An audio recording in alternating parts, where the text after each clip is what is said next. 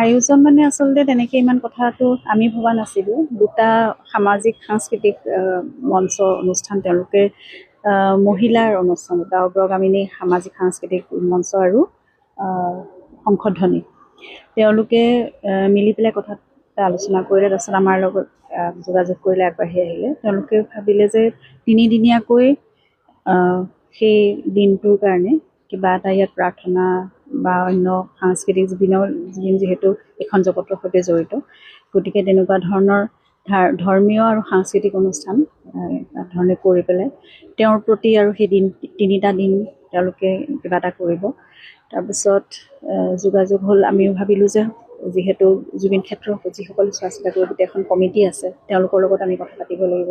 জুবিন ফেন club সদায় আমাৰ লগত আছে, তেওঁলোকে বহুত আগভাগ লৈ সকলোখিনি কাম আগবঢ়াই নিয়ে, গতিকে তেওঁলোক জড়িত হৈ পৰিলে।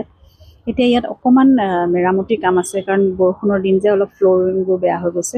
সিফালৰ যিটো পেণ্ডেল আছে এইটো নহয়, এইটো ঠিকে আছে বাৰু।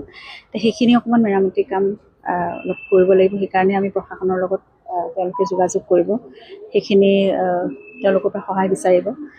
সেইখিনি যদি হৈ যায়, তাৰপিছত 17 তাৰিখে ভাবিছোঁ আমি সৰ্বধৰ্মৰ প্ৰাৰ্থনা আৰম্ভ কৰিব আগবেলাই। তাৰপিছত যিমানখিনি আৰু 18 তাৰিখে গধূলিলৈ সাংস্কৃতিক অনুষ্ঠান। তাৰ বাহিৰে 17 তাৰিখে দিনটো আৰু 18 তাৰিখে দিনটো যিসকলে যেনেকৈ বিচাৰে, নাগাৰা নাম বা অন্য ধৰণৰ নাম প্ৰসংগ, অন্য ধৰণৰ কিবা তেওঁলোকৰ নিজৰ পৰা কৰিব বিচৰা অনুষ্ঠান, তেওঁলোকে আহি পেলাই ইয়াত কৰিব পাৰিব নিজৰ ফালৰ পৰা।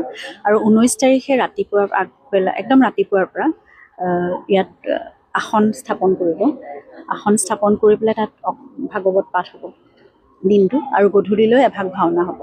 সেইটো 19 তাৰিখে সামৰণি আৰু এনেদৰে।